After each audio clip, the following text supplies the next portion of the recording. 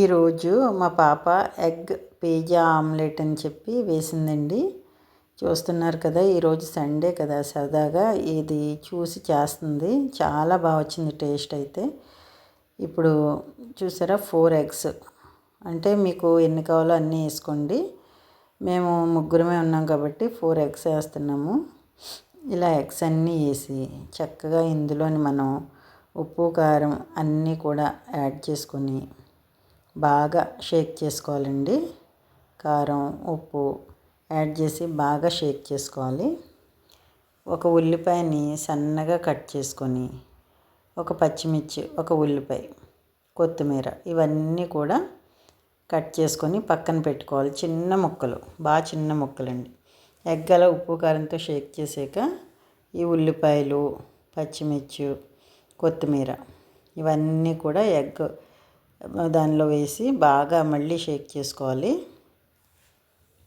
కానీ చాలా సింపుల్ అయిపోయిందండి. చాలా టేస్ట్ అయితే మాత్రం చాలా సూపర్గా ఉంది. ఇప్పుడు ఇలా మళ్ళీ అన్నీ బాగా మిక్స్ అయ్యేలాగా షేక్ చేసుకోవాలి. షేక్ చేసుకొని ఫస్ట్ మనం స్టవ్ ఆన్ చేసి అట్ల పెనం పెట్టుకోవాలండి. అట్ల పెనం పెట్టుకొని బాగా కాలేక ఆయిల్, అంటే ఒక దోసకి వేసినట్టు కాకుండా ఆమ్లెట్కి కొంచెం ఎక్కువ పడుతుంది కదా, ఆయిల్ వేసుకోవాలి.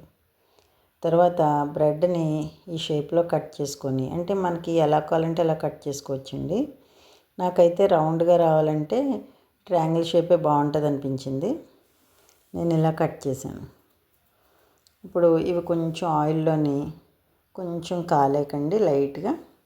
ఇప్పుడు మనం ముందుగా రెడీ చేసి పెట్టుకున్న ఎగ్ ఉంది కదండి, ఎగ్, ఉల్లిపాయలు, పచ్చిమిర్చి అన్నీ కలిపింది ఉంది కదా, ఆ మొత్తం లిక్విడ్ని ఇలా మనం మొత్తం బ్రెడ్కి మొత్తం అంతా కూడా బ్రెడ్ పీల్చేలాగా వేసుకోవాలి.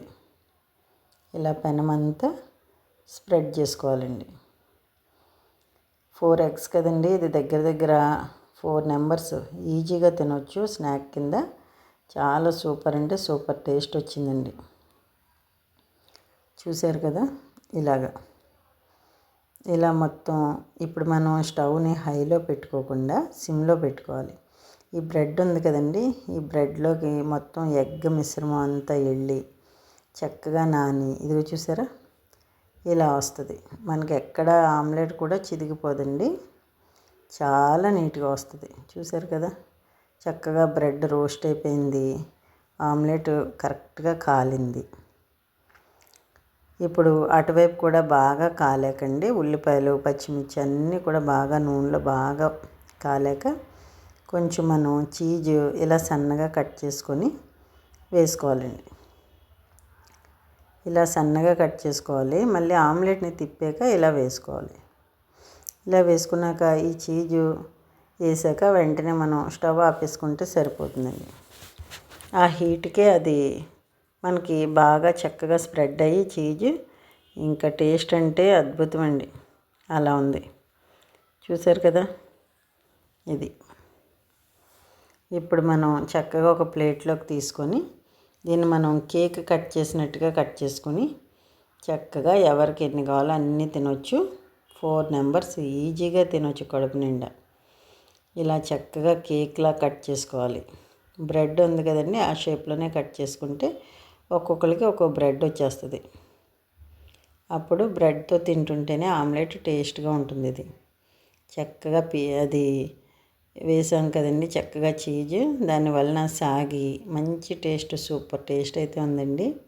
చూడండి, మా పాప కట్ చేసింది, చాలా బాగా వచ్చింది. ట్రై చేయండి, సూపర్గా ఉంటుంది.